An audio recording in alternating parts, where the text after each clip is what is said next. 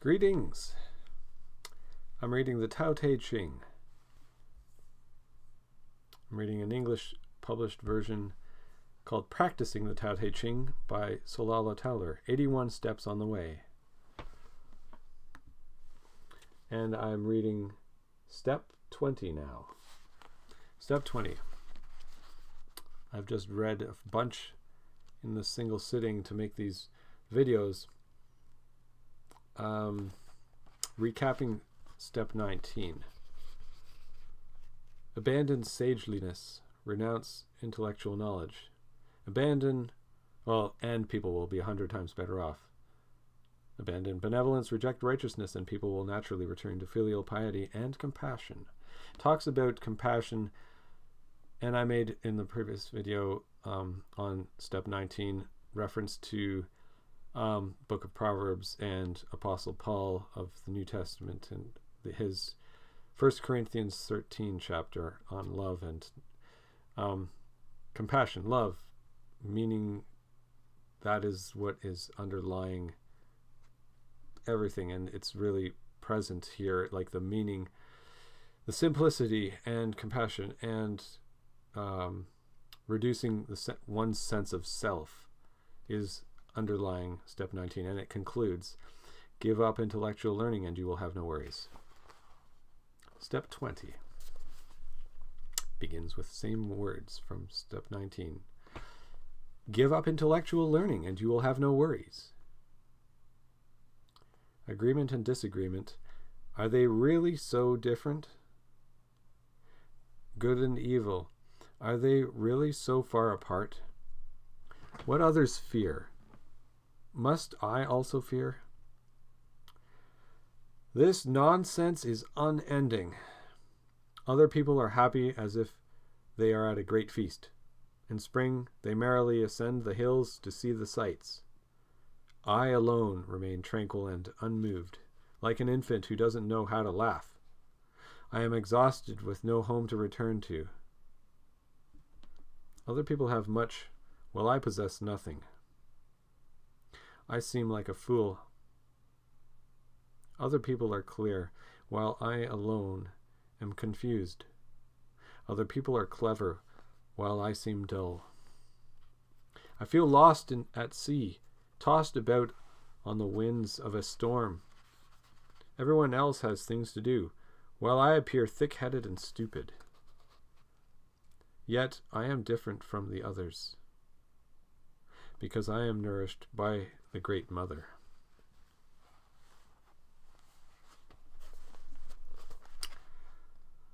That is the commentary. Mr. Towler, the author, writes, Step 20 is a big step. That's certainly true. Give up intellectual learning and you have no worries. Are agreement and disagreement really so different? Good and evil, are they really so far apart? It concludes, I am different from the others because I am nourished by the Great Mother.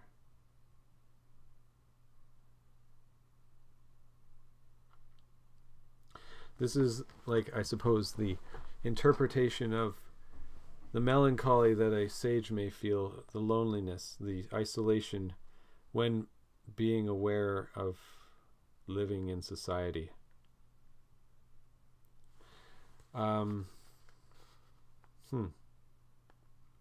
Other people are happy as if they are at a great feast. And I alone remain tranquil and unmoved.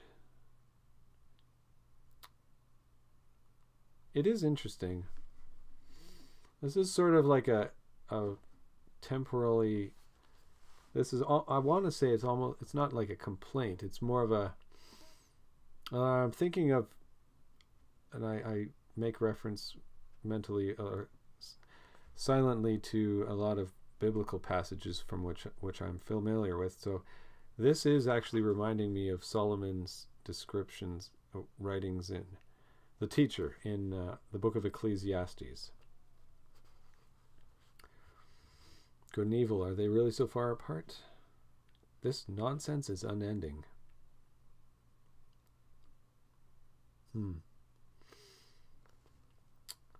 yet I am different from the others because I am nourished by the Great Mother. So people, there's a lot, that's like, there's 3 or 4 sections to this.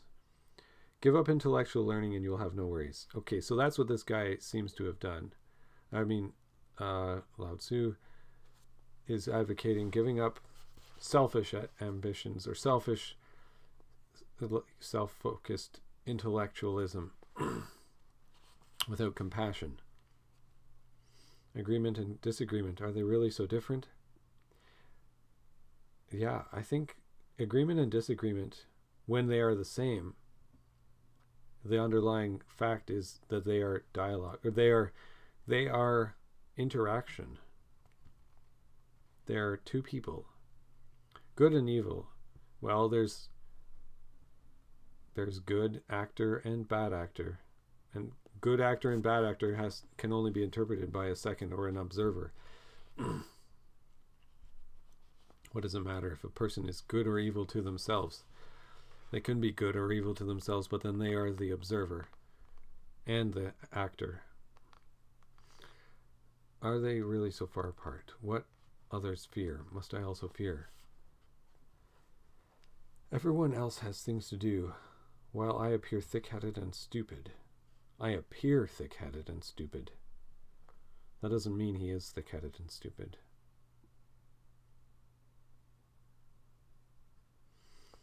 Other people have much to do.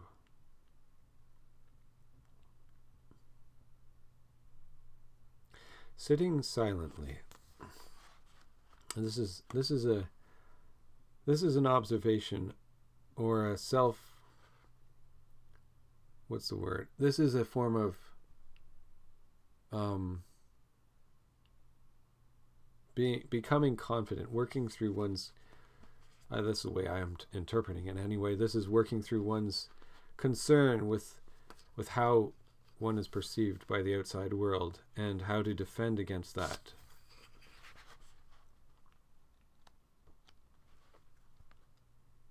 I'm stepping back just to see if I have any extra inspiration for the interpretation of 20 from 19. Take this advice. Know the plain and embrace simplicity. Reduce your sense of self and lessen your desires.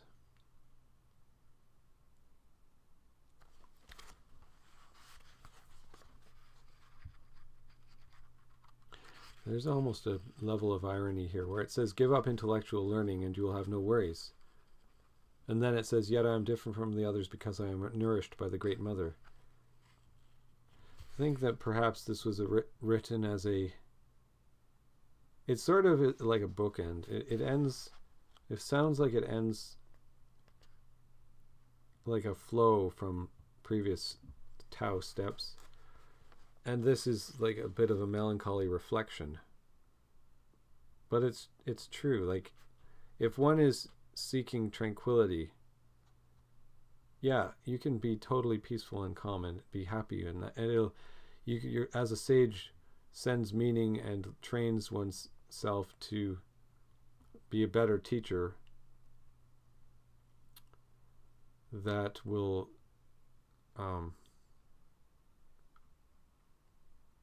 in the moments of loneliness, one has to enter states of loneliness in order to advance, I suppose. You can't just process. You have to process incoming in, like, knowledge has to be processed and made to be one's own, instead of just regurgitating intellectualism like a parrot. Give up intellectual learning and you will have no worries. Other people are happy as if they are at a great feast. In spring they merrily ascend the hills to see the sights. I alone remain tranquil and unmoved, like an infant who doesn't know how to laugh. I am exhausted with no home to return to.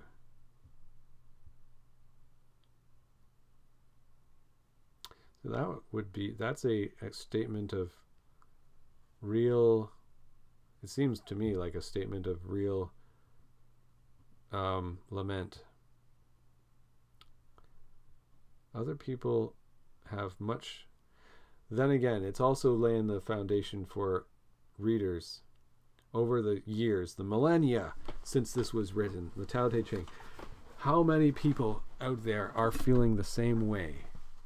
How many people, like, even if right now in my personal take on reading this, am thinking, well, this doesn't sound like me. I'm the sort of person that does ascend the hills and looks at the sights. I feel like I'm working in my own life to give up intellectual learning. I mean, the self-serving stuff.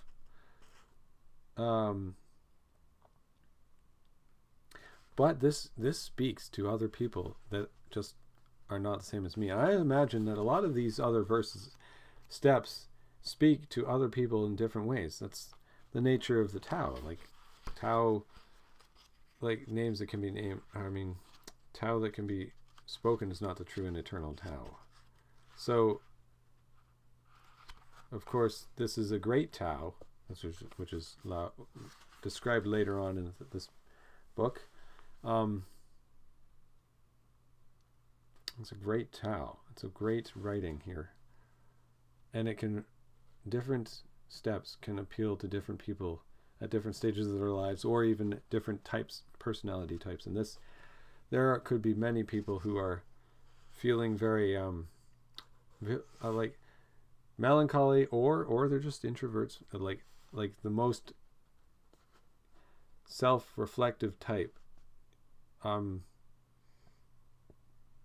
may feel they have nothing, they possess nothing, they have no fun, they have no banquets to attend, they do not climb hills to see the sights, they sit, they are exhausted, and they may have no home, or they may be. How many people have been homeless throughout the ages? Yet I am different from the others because I am nourished by the Great Mother. What this speaks to me and I'm going to conclude with this thought. I think that this really describes the value of street knowledge. Being able to understand, being one with the world, like being connected with like the lowest, and be nourished in that. Nourished in the flow that isn't seeking to or striving or having fun. It is also like to be seen as a fool, or when and also considering self-doubt. Other people are clear while I am confused. Other people are clever while I seem dull. I feel lost at sea, tossed about on the winds of a storm. Everyone else has things to do while I appear thick-headed and stupid, yet I am different from the others because I am nourished by the Great Mother. Totally. Like this, yeah. Seeking the Great Mother when one is depressed, when one is introverted, when one does not seek fun, when one is by oneself and alone, whether temporarily or just by circumstance, all things can lead to becoming one with the Great Mother. Learning, being nourished by the earth. That's great.